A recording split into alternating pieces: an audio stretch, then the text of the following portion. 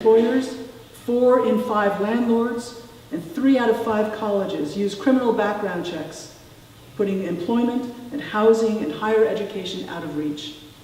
And we expect them to get back on their feet.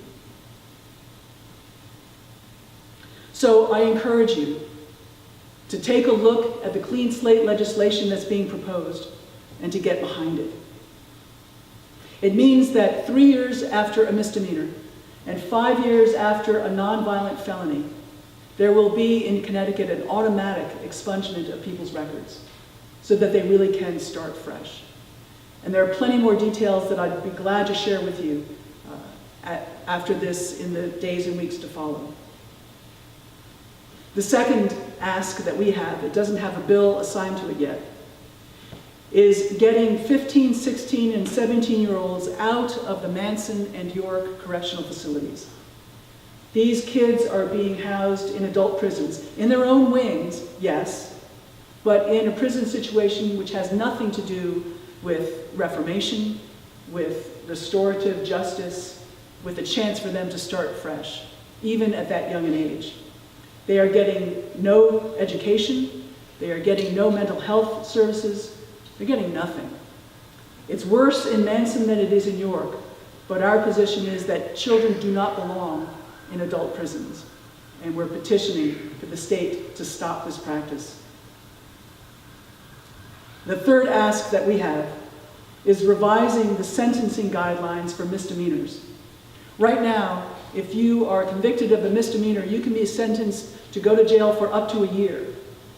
We'd like it to be changed to say you can be sentenced for up to 364 days, because that one day makes a huge difference. Federal guidelines say that if you are convicted of a crime and you serve a year or more, automatically ICE can come in and start deportation proceedings, look at your family, and in many cases, tear it right apart.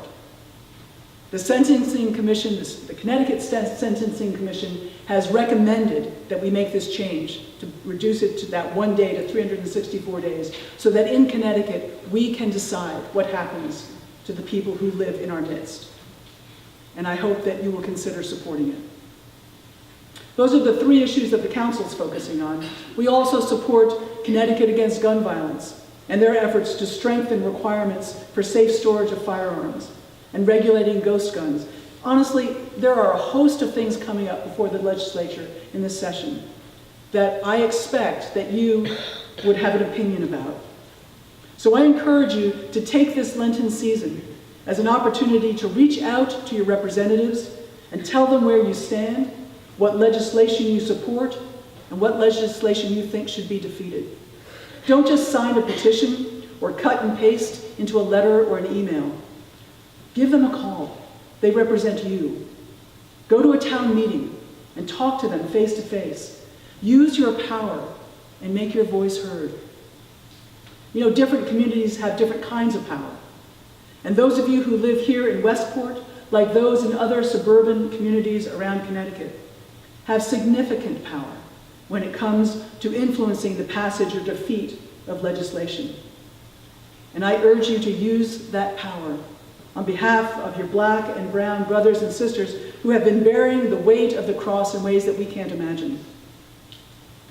Only then will we begin to glimpse the transfiguration not only of Jesus, but of ourselves, of the body of Christ, the communities in which we live, and this world that God so loves. Amen.